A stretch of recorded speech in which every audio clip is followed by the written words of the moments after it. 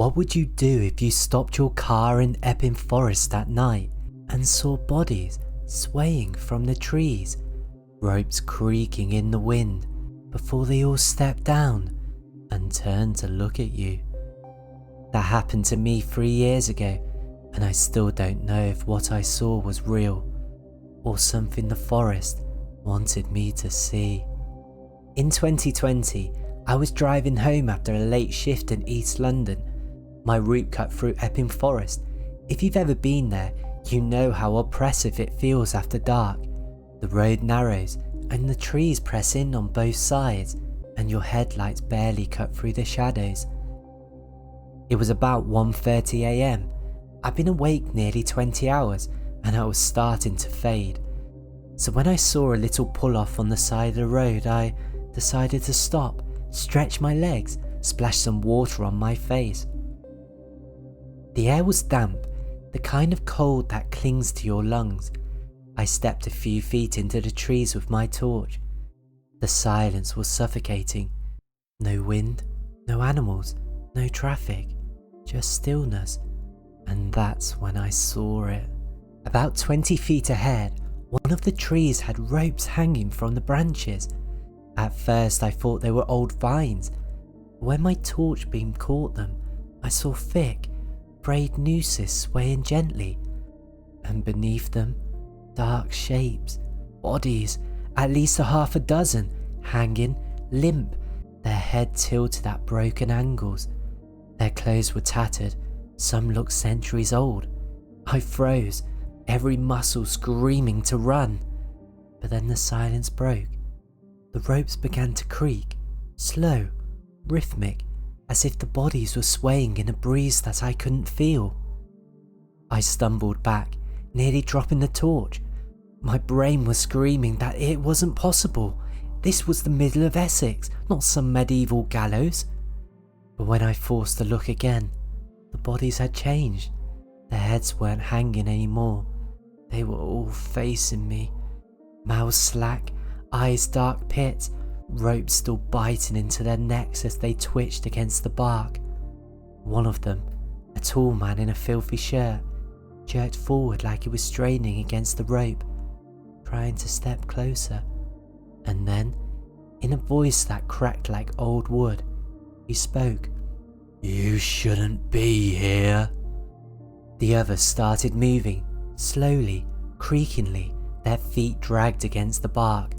One by one, their nooses snapped, not with a crash, but with a soft tearing sound like rotten rope giving way.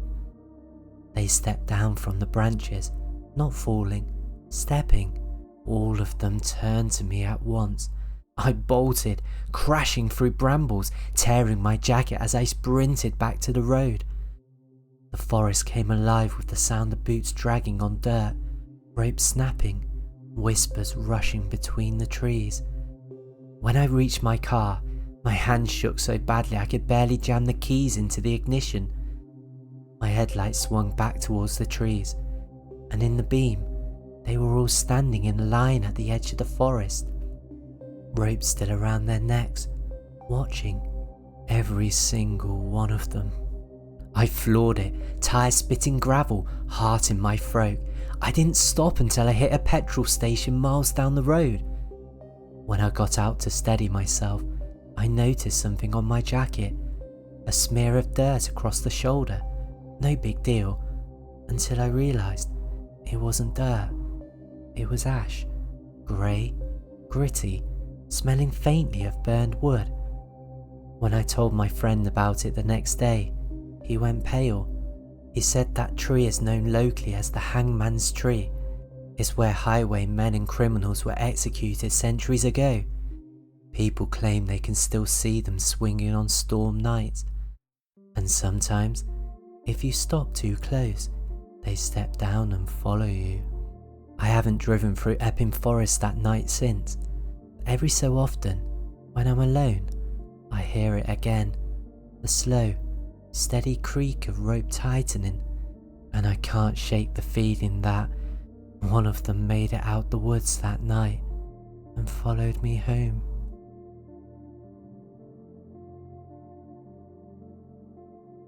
They say the black-eyed child of Cannock Chase lures people into the woods, but what I saw waiting deeper in the trees wasn't a child at all, and I'll never forget the sound it made when it smiled at me.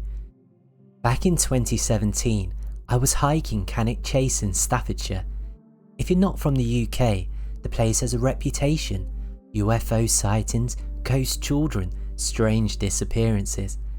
People call it one of Britain's most haunted forests. I didn't believe the legends, I just wanted a long hike to clear my head.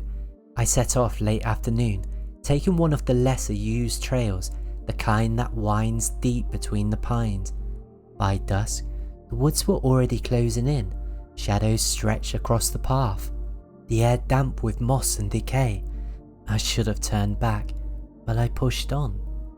Half an hour in, I heard it, a small voice, thin and trembling. "Help me!" I froze. It was a child's voice, a girl, maybe 7 or 8. Hello? I called, scanning the trees with my torch. Nothing. Then again, "Help me, please." I followed the sound of the path, crunching through leaves, beam jerking between trunks. That's when I saw her, a little girl standing in the clearing, pale skin, tangled hair, dress smeared with dirt, and her eyes, black, no white, no pupils, just solid black orbs. My gut twisted, every instinct screamed at me to run, but she lifted her hand, pointing deeper into the trees. "Come with me," she whispered. I backed away, muttering, "Where are your parents? Do you need help?" She just kept pointing, her mouth stretched into a too wide grin, and then she ran. Not like a child, not stumbling or clumsy. She bolted on all fours, vanishing into the underground with a sound like tearing fabric. My torch shook in my hands. Against every bit of common sense, I followed, crashing after her. That's when the smell hit me. Rot, metallic, sickly sweet, the stink of blood. In the clearing ahead, I found it. A pile of bones, animal carcasses torn apart, skulls cracked open, ribs gnawn down to splinters, and mixed in something worse. A human hand, grey, bloated, fingers chewed to stumps. The girl was crouched at the far side of the clearing, only it wasn't a girl anymore. Her body twitched, limbs bending wrong, spine arching up, her jaw unhinged wider than it should, teeth jagged and broken. Her black eyes locked on me as she tore into a carcass, ripping meat with wet snaps. The sound, that wet, sucking crunch, still makes me gag when I think about it. Then she stopped, slowly turned her head towards me, and smiled. Blood slicked her mouth, dripping down her chin. "Hungry," she croaked. I stumbled back, torch beam bouncing, nearly tripping over the bones. She crawled forward, impossibly fast, dragging herself closer with a spider-like motion. I ran. Branches whipped my face, roots clawed my boots, but I didn't stop. Her laughter followed me, shrill, inhuman, echoing between the trees. When I burst back onto the main trail, I didn't look back. I sprinted until I saw the faint glow of the car park lights. By the time I reached my car, chest heaving, the woods were silent again. I told myself it was exhaustion and a hallucination, maybe even some twisted prank. But when I got home, I emptied my bag and froze. Inside, tucked between my water bottle and map, was a small bone, a child's finger bone, gnawed clean. I hadn't put it there. To this day, I don't know if what I saw was the so-called black-eyed child or something older, something darker, but I do know this: sometimes, late at night, I hear it again, that wet, sucking crunch, and when I check my kitchen, my dog won't go near his food bowl, as if something else had already eaten from it.